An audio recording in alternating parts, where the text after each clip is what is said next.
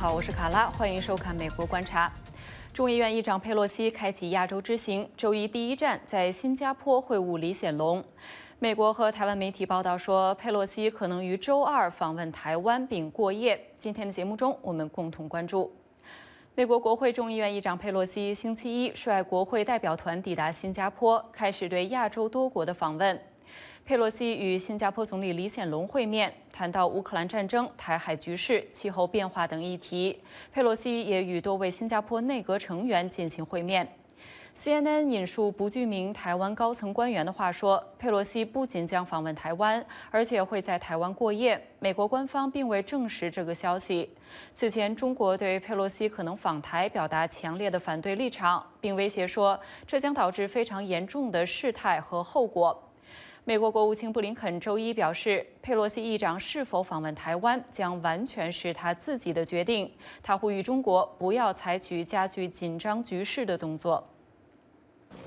The speaker will make her own decisions about whether or not to visit Taiwan. Congress is an independent, co-equal branch of government. The decision is entirely the speaker's. What I can say is this. This is very much precedent in the sense that previous speakers visited Taiwan. Many members of Congress go to Taiwan, including this year. And so if the speaker does decide to visit and China tries to create some kind of crisis or otherwise escalate tensions, that would be entirely on Beijing. We are looking for them in the event she decides to visit. To act responsibly and not to engage in any escalation going forward. 在周一的白宫记者会上，美国国家安全委员会发言人科比说，众议院议长有权访问台湾。美国议长访台并非第一次。如果佩洛西真的决定访台，并不意味着美国在改变现状。I want to reaffirm that the Speaker has not confirmed any travel plans, and it is for the Speaker to do so and her staff. So we won't be commenting or speculating about the stops on her trip.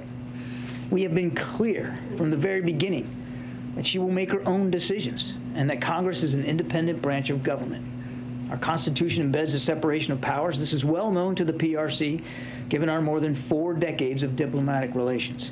The Speaker has the right to visit Taiwan, and the Speaker of the House has visited Taiwan before without incident, as have many members of Congress, including this year.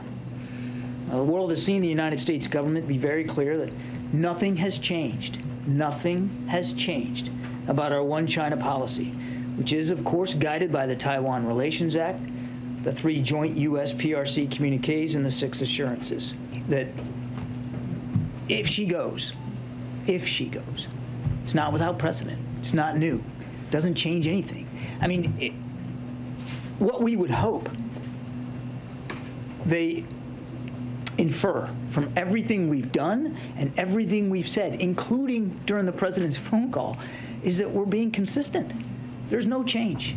We've not ramped up the rhetoric. We've not changed our behavior. Everything we've done is consistent with our obligations and our commitments.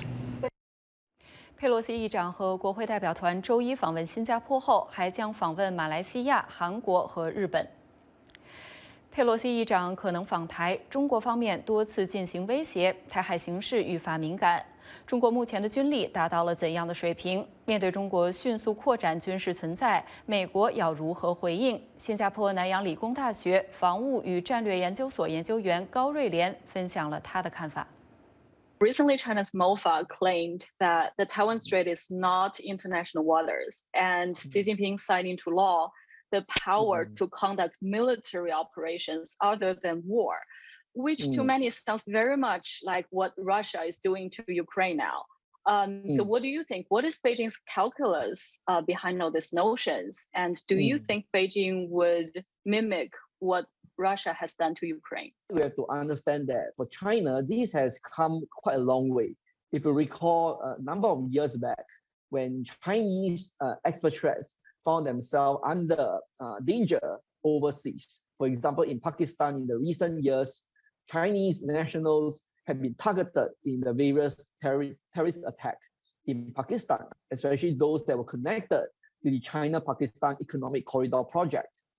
And after which the Chinese authorities had already started talking about conducting operations other than war overseas. And thereby that also means, just recently, I think that was around late last year or so, the Chinese government amended their national law, the law on national defense. And that definitely included the use of military force in protection of so-called developmental rights, which is something that is new to the amendment to the law of national defense. So I think if we look at the current context of the new directive that was signed by Chairman Xi Jinping, I think it's clear that there is a natural progression from the previous developments. However, of course, if China wanted to use, so-called operations other than war to describe its operation against Taiwan, then I think more accurately, we could think about operations that lie more in the gray zone dimension, gray zone activities that allow the Chinese to actually use force to a limited extent to achieve limited objectives in the Taiwan Strait without necessarily resulting to full-scale conflict, which obviously will go outside the ambit of operations other than war itself. So I don't think the Chinese were trying to emulate what the Russians were doing in the case of so-called naming their invasion of Ukraine as a special military operation. I don't think that is the intention. I think the Chinese were more straightforward in describing whatever the operations the PLA will undertake in that sense. But how high do you think the risk is for China to take military actions over Taiwan? Because all these actions, it sounds an alarm to Western countries, also, of course, to Taiwan, all this Ukraine war, and also what Wei Fenghe, the Chinese defense minister, said at the Shangri-La Forum. He said, China is willing to go to war under certain circumstances. And that sounds an alarm to the international community. How high do you think the risk is now? I think as for now, the likelihood doesn't at least appear to be high compared to before the Ukraine crisis, for a very simple reason that the PLA has been trying to emulate the Russian military for many years. Because, being short of given the opportunity to examine and to learn upfront, Western military practices, the Russian military has provided, the key learning points for the PLA. We saw before the Ukraine crisis in the recent years, the PLA had engaged in a number of joint exercises with the Russians with the express intention to try to extract, good lessons from Russia. But if anything, the initial phases of the Ukraine war, especially the phases surrounding Kiev, where Russia actually found itself underperforming to its beyond within expectation, it somewhat would have prompted the Chinese to rethink, whether they should actually push forward if it is really the case, any plans for Taiwan invasion, or at the very least, whatever invasion plans they have in the drawer right now will have to be taken out and have to be taken apart, and thereby they have to draw lessons from the Ukraine war and use that to revise their invasion plan, which means this will require some time for them. And in any case, it appears that because the war is dragging on, it will take a longer time for the PLA to draw the full lessons. And those lessons are not necessarily just military. It also involves strategic lessons. I believe Beijing will be interested to see how Russia's economy holds up against the unprecedented sanctions and use it as a way to gauge the potential reactions from the international community in the conduct of any Taiwan Strait invasion, in a sense. But that being the case, it's clear that the PLA modernization has reached a point where they have accumulated more or less the necessary tools to conduct the invasion in that regard. So I think it is therefore, not a wise thing to discount the likelihood of gray zone operations that China will be conducting to gradually erode or undermine Taiwanese ability or will to defend itself or safeguard itself during this dangerous period. If I ask, how much time does it take for them to be ready? 5, 10 years? Well, I don't think I'm in the position to give a ballpark figure, but if we have to really beggar an estimation, 10 years, 5 to 10 years or so, it will require them to really train up. Because right now, if anything, the timetable could be shrunk further because all this training and all this indoctrination will be hastened if they have the right tools at their disposal. And right now, of course, the PI modernization has started with hardware and software modernization, which thereby means that right now they have some of those necessary tools in place that allow them to evaluate and to test out those concepts. They need to experiment those concepts. So that will require at least 5 years, if I could put a rough figure on that.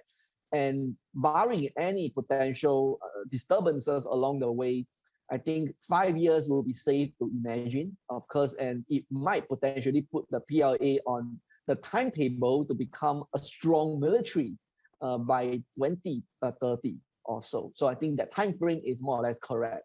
But an invasion of Taiwan within the next 2 years, I don't think that's likely. I think it will require the PLA to take a little bit longer to evaluate the lessons from Ukraine and thereby adapt them adequately. They need to experiment them, test them out, and thereby validate those concepts before they could put them into real application in a war scenario. What about for Taiwan, right? What are some most urgent things if you give them 5 years or 10 years, right? What about for Taiwan? What are some most urgent things Taiwan needs to do to beef up its defense?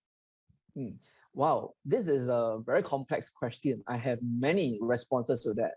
I think one is certainly to ensure that notwithstanding which political party takes control of the government, there must be consistent defense spending and investment. I think that is a very important task. And that investment takes into account both, the day-to-day routine operations, as well as to further modernize the Taiwanese military. As far as what we saw today, given the PLA flybys and sail pass around Taiwan that has become more regular these days, it does strain the existing Taiwanese forces. We're talking about existing machines as well as existing limited manpower, and that is I would say, reflected in the recent mishaps by the ROC Air Force. I think that somewhat reflects the age of the Air Force and the amount of strain put on manpower as well as machine. So that investment is already critical to upkeep these operations on the daily basis against Chinese intrusions into the air defense identification zone, for example. And what more to talk about investments into new capabilities. So I think that is the first part. The second, of course, I believe Taiwan does need to overhaul its military command and control structure. I think that is largely based on very old command and control structure that dated back to the Kuomintang, Chiang Kai-shek's era. I think that military command and control structure needs to be revamped. It needs to be more modernized. There needs to be more emphasis on non-commissioned officers instead of just officers. So I think that is the second area. The third area is something that the Taiwanese military has been embarking in the recent years, which is on their missile capabilities. Because if anything, the current defense strategy that puts emphasis on asymmetric responses to China's invasion or other scenario shouldn't prejudice the idea that you need to have what we call deterrence by punishment, meaning you need to have the right capabilities to impose higher costs on the aggressor. In that sense, we are talking about long-range missile systems, which is something that I believe the Taiwan Ministry of National Defense has been investing. So that requires consistent investments in that regard. And the final thing that I thought is necessary is certainly to improve the welfare of soldiers. I think that is something that has sort of emerged over time in Taiwan about inconsistent or poorly managed welfare for soldiers.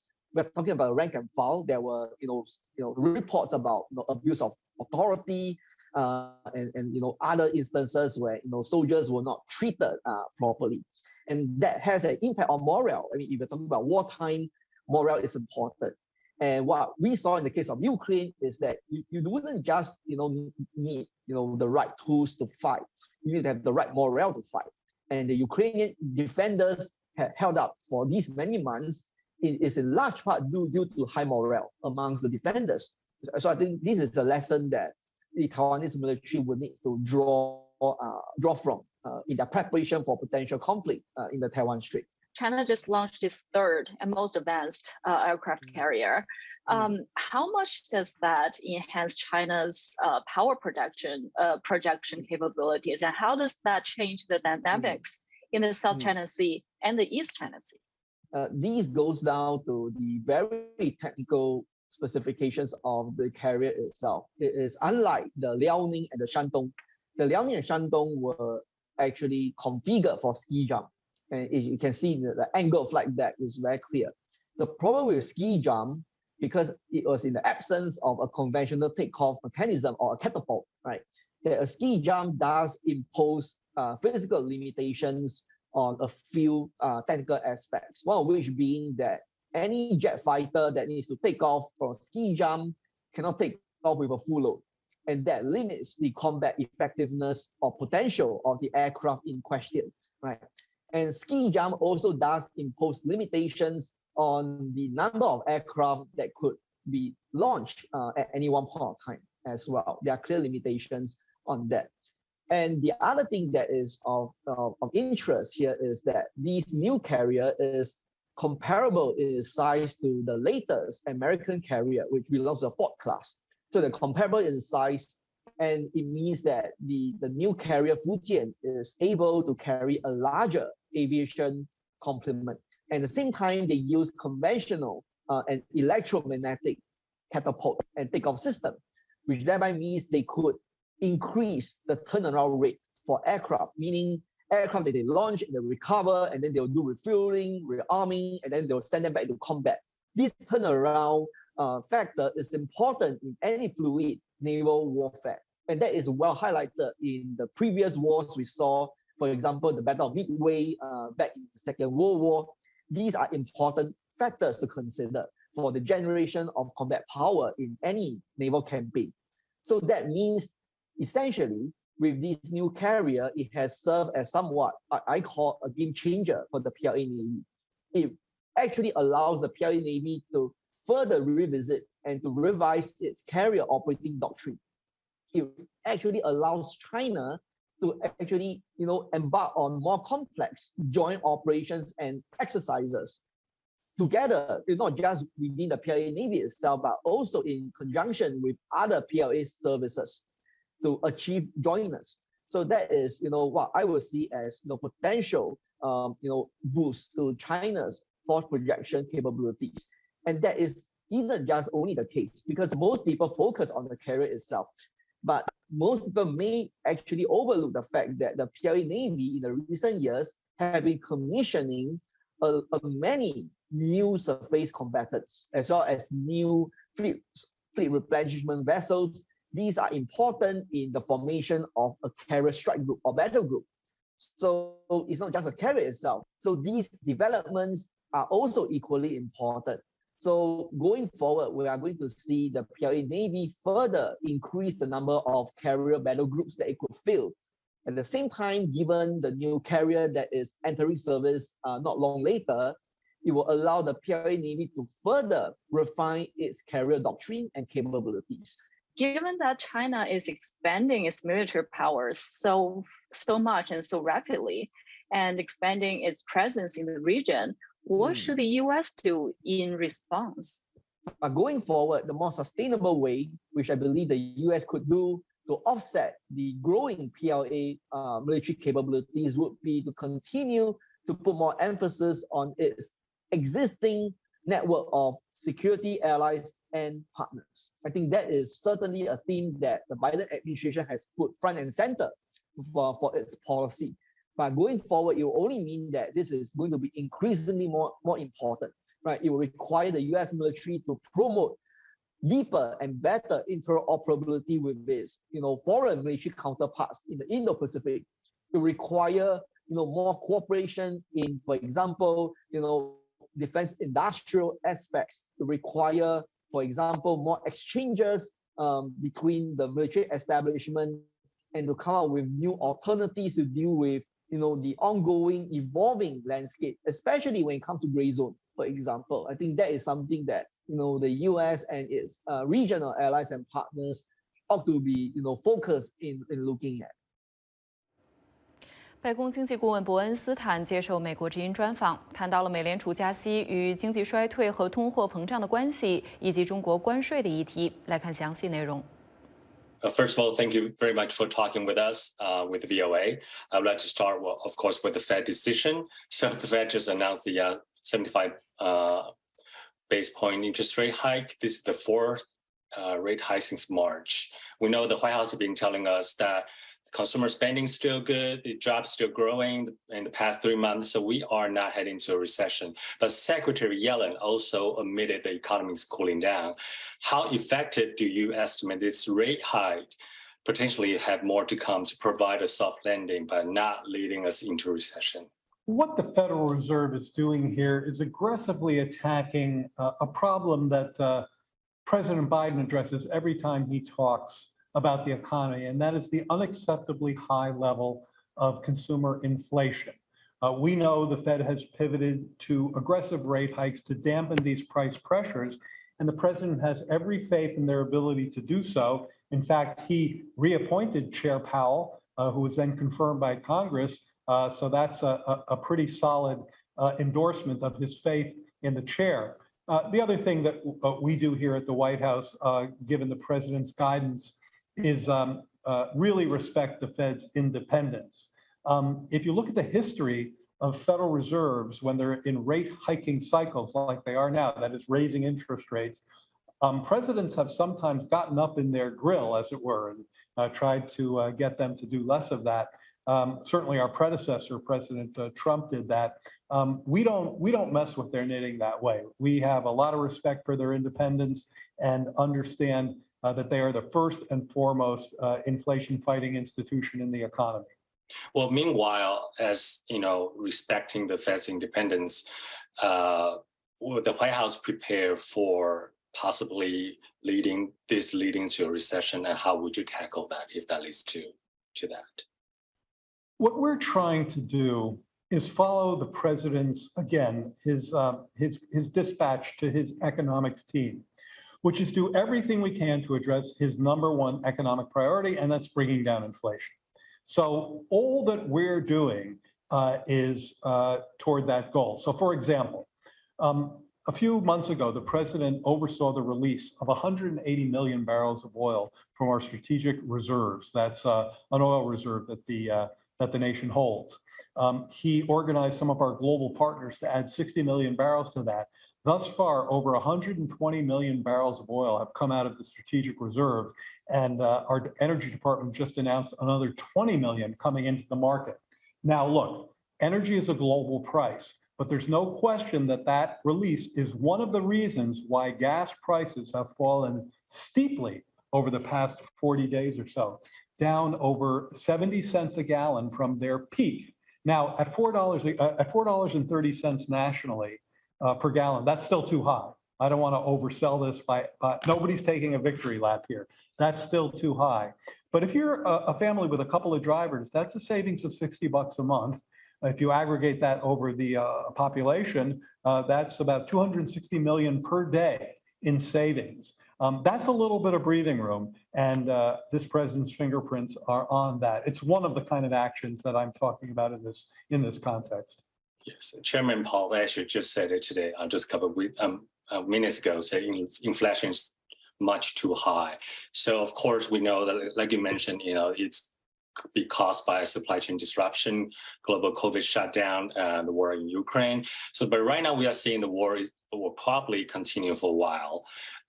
Besides the COVID, right now we are seeing next global health threat, the monkeypox is coming up. Is the White House prepared for the inflation might continue to rise, especially we're seeing China has a zero COVID policy, resulting in a lot of business shutdown. What are the tools you have to tackle maybe future inflation continue to rise? Yeah, this is an important question. There's a lot of uncertainty out here. I've talked to you about the decline in the gas price, but that, given the uncertainties you mentioned, particularly the war in Ukraine, that could reverse. We know that Putin, in his unjust and vicious attack on the sovereign nation of Ukraine, has weaponized the use of energy, particularly with Europe. So all those uncertainties are in the mix. What we have to do is keep our head down and try to implement the policies that President Biden is guiding us forward on. Now, I talked about the release of oil to help make sure that we have an adequate supply there. Another effort, which relates directly to your question, is working with our G7 partners to put a cap on the price of Russian oil. This is an initiative that, to cut to the chase, would keep Russian oil on the market, so it would maintain the stability of the supply of oil while depriving Putin of the revenues he needs to prosecute his unjust and illegal war. That's another policy that we're working on with G7 partners. With the Congress, we're trying to get lower prescription drug costs for Americans. Do you know that Americans, particularly our seniors, pay 2 to 3 times more for prescription drugs than people in other countries for the same prescription drug, for the same pill? That's because we have these foolish laws that are very much in support of big pharma, but not in support of American families, that prohibit Medicare for negotiating for lower prices. The president wants to take that off the table and make sure that Medicare can negotiate, stop doing big favors to big pharma, and start seeing big price relief for American seniors. Yes, Ms. Branson, next I want to, talk about American family reliefs. Will some of the, relief from the tariff of the Chinese goods be helpful for U.S. consumers? Our trade negotiator, Catherine Tai, she runs our USTR, she's our United States trade representative, have talked about those tariffs in terms of leverage in dealing with a competitor that doesn't always play by the rules of fair trade. So we have to be mindful of the geopolitical implications of tariff additions and reductions. And ultimately, the president is just not going to expose American workers, particularly in the manufacturing sector, a sector that's done quite well in recent months and quarters, to unfair competition. So there are various stakeholders in play. I have one last question about the CHIPS Act. So we know the CHIPS Act, Senate just passed it, and but we know for a lot of Taiwanese and South Korean companies, semiconductor companies investing in United States right now. But for those countries, semiconductor industry is also a high national interest and linked to their national security. So right now we see some people in Taiwan are worrying they're going to lose their edge to the world, including the United States, lose interest to protect its democracy if the global supply chain is constructed. So what is your approach when you're engaging with the Taiwanese companies to reassure that it's all right to work with the United States and bring the cutting edge chips to the United States? Well, look, I mean, we used to provide about 40% of global computer chips. Now it's gone down to about 10%. In fact, some of the more high-tech chips that are essential for not just our cars and all of our machinery and tools, but for our national security. I think it was Secretary Raimondo pointed out there are 250 chips in a Javelin missile launcher. We get 90% of those chips, at least, from other countries, Taiwan in particular. So our national security in part depends on standing up a domestic semiconductor industry. We are an extremely open economy relative to all the rest when it comes to others coming here to build fabrication foundries, chip fabs, and we're very welcoming to anyone who wants to do so. You know that Intel, South Korea, as of yesterday, the Taiwanese have all talked about building factories here, and the president is very much open to that kind of investment. But the key fact is that we need to have a domestic supply source of these critically important chips, and this act is essential to make that happen. 以上就是今天节目的全部内容，感谢您的收看，我们明天再见。